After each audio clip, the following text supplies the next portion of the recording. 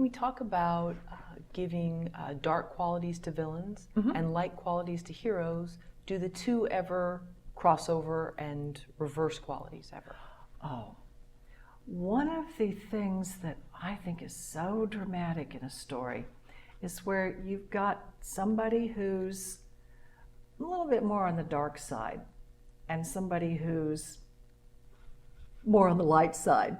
And as the story progresses, they cross, and the person who was more villainous becomes redeemed, and the person who started out being all, virtuous then becomes villainous.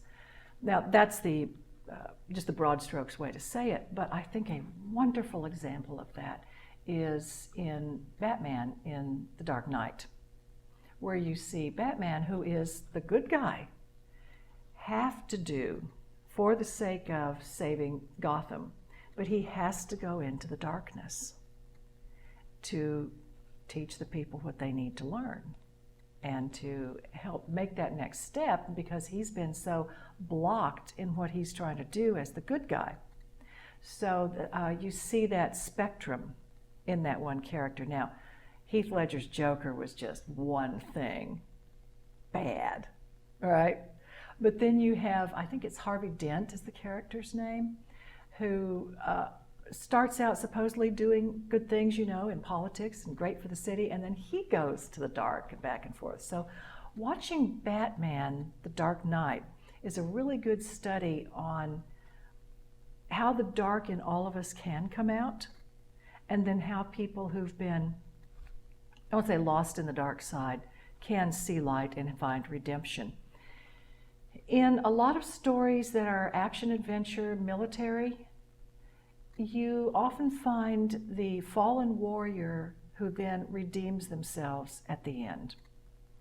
Now, I just saw Snowpiercer, which is an amazing movie. All takes place on a train.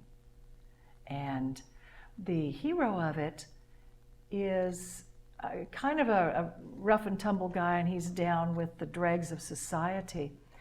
And then he leads a rebellion and gets to the head of the train and to save things and change the system. But what we find out is that some time ago, he was so hungry, as a lot of people were down there, he was going to eat this baby because all those people had to turn to cannibalism. And an older man down there said, "No, here, take my arm." And he cut off his arm and gave it to the protagonist so that he wouldn't eat the baby. As the story progresses, the child has grown up to about 5 years old, and the hero is trying to rescue the child. And his friend who had cut his arm off gets killed in the rebellion. Okay, fast forward to the end of it.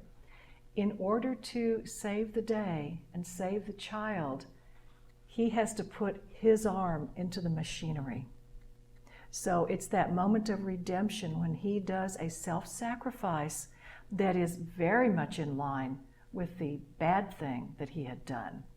And I love that symmetry, where someone sacrifices themselves in the same way that they brought about their own fall.